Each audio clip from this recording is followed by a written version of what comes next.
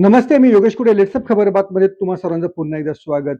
EVM मध्ये मतदान घेतलं. ईव्हीएम वर जर निवडणुका घेतल्या, त्या अधिक निष्पक्ष होतात की मतपत्रिकांवरती निवडणुका घेतल्या तर त्या अधिक निष्पक्ष आणि पारदर्शक होतात?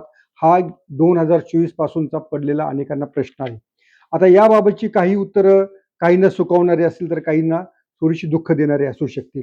पण याचा अर्थ मतपत्रिकांवरती घेतलेला निकालच योग्य असतो असं देखील नाहीये.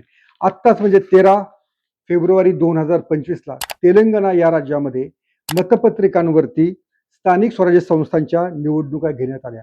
नगरपालिका आणि महानगरपालिका या ठिकाणी ज्या निवडणुका झाल्या त्या ठिकाणी काँग्रेसनं भरघोस असं यश मिळवलं.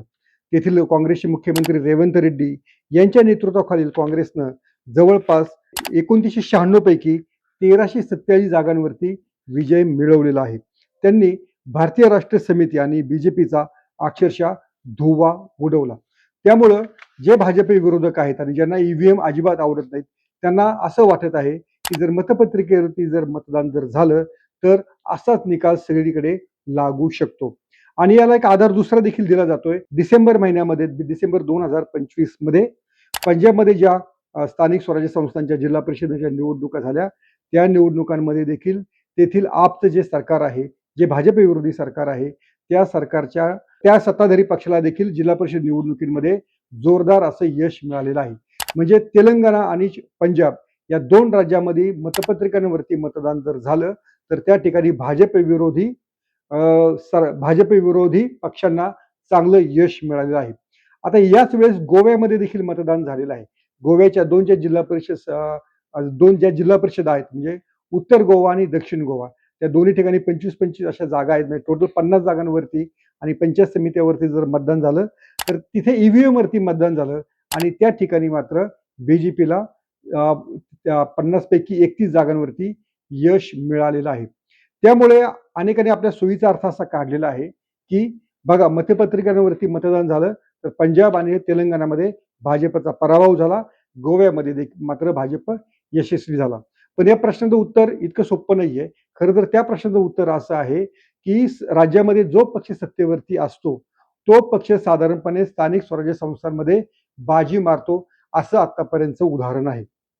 महाराष्ट्रामध्ये आपण पाहिलं असेल, जेव्हा जेव्हा काँग्रेस आणि राष्ट्रवादी काँग्रेसची आघाडी राज्यामध्ये सत्तेवरती होती, त्यांचा मुख्यमंत्री होता, त्यांचा उपमुख्यमंत्री होता, तेव्हा पुण्यापासून नागपूरपर्यंत मुंबईचा ठाण्याचा जर अपवाद वगळला तर संपूर्ण राज्यामध्ये याच दोन्ही पक्षांच्या आघाडीचा बोलबाला असायचा. त्यामुळं जो पक्ष सत्तेवर आहे त्या सत्ताधारी पक्षाकडे स्थानिक स्वराज्य संस्थांचा कल जातो असं आतापर्यंत खरं तर गणित आहे. आता जो गोंधळ मतपत्रिकांमध्ये होतो, जो गोंधळ अनेकांना वाटतं ईव्हीएम मध्ये होतो, तर तो खरंच तसा होतो का? तर अनेकांना असं देखील वाटतं जेव्हा मतपत्रिकांवरती इलेक्शन होत होत्या तेव्हा असा आरोप केला जात होता की जेव्हा आम्ही एखाद्या पक्षाच्या उमेदवाराच्या चिन्हापुढे आम्ही शिक्का उमटवला तर ती शाई पसरत पसरत ती भलत्याच उमेदवाराच्या जागेवर जाते, त्यामुळं आमचं मत बाद होतं. एवढंच नाही तर 1972 मध्ये जेव्हा इंदिरा गांधी यांना मतपत्रिकेवरती लोकसभा निवडणुकीत दैदिप्यमान असा विजय मिळालेला होता बांगलादेशाच्या युद्धानंतर, तेव्हा तर असा आरोप करण्यात आलेला होता की इंदिरा गांधी यांनी शिक्के मारण्यासाठी अशी काही शाई आणलेली आहे की ती फक्त काँग्रेस उमेदवारांच्याच पुढे जो काही शिक्का मारला जातो त्या ठिकाणी फक्त उमटतो आणि जर विरोधी पक्षांच्या ठिकाणी जर तो शिक्का मारला मतपत्रिकेच्या पुढे तर तो शिक्का दिसतच नाही, अशा प्रकारची शाई आणलेली आहे. आणि अशाच प्रकारचे खुळचट आक्षेप हे ईव्हीएम वरती घेतले जातात. ईव्हीएम हे अतिशय कॅल्क्युलेटर सारखं काम करतं. जर आपण ईव्हीएम मध्ये 2+2 दिलं तर बरोबर 4 हेच उत्तर येतं आणि हे 4 उत्तर येतं हे अनेकदा उमेदवारांना दाखवलं जातं, त्यांच्या प्रतिनिधींना दाखवलं जातं. मतदान यंत्रामध्ये किती मतं झालेली आहेत त्याची टॅली केली जाते, त्याच्यावरती उमेदवारांच्या त्यांच्या प्रतिनिधीच्या सह्या घेतल्या जातात. 2009 पासून या देशामध्ये ईव्हीएम वरती अतिशय व्यवस्थित मतदान होतं. जो गोंधळ बूथ कॅप्चरिंगचा म्हणा, मतपत्रिका पळवण्याचा म्हणा, मतमोजणीमधल्या घोळाचा म्हणा किंवा तुम्ही आता पाहिलं असेल की काही ठिकाणी मतपत्रिका म्हणजे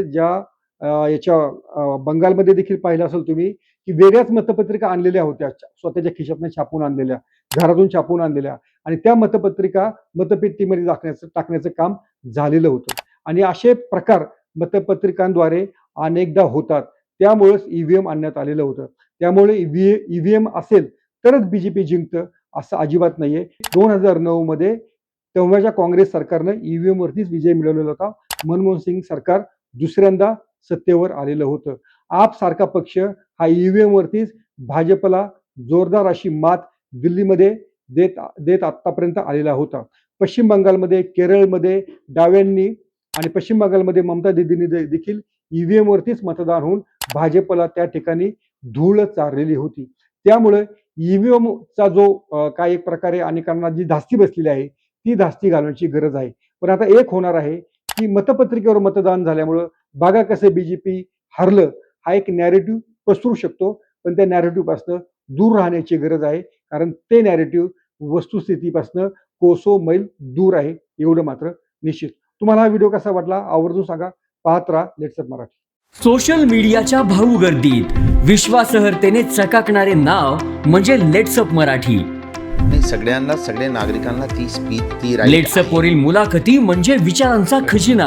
त्यानंतरच्या निवडणुकीमध्ये मला सोडून गेले. बातम्या केवळ वस्तुस्थिती सांगणाऱ्या, न प्रोपगंडा, फक्त जनतेचा अजेंडा. क्योंकि आने वाला कल जाने वाला है, जाने वाला कल आने वाला है. राजकारण, मनोरंजन असो की क्रीडा क्षेत्र, महाराष्ट्राची स्पंदने संवेदनशीलतेने टिपणारे माध्यम म्हणजे लेट्स अप मराठी. जगासोबत एक पाऊल पुढे राहण्यासाठी लेट्स अपचे ॲप, सोशल मीडिया आणि वेबसाईट सोबत कनेक्टेड रहा.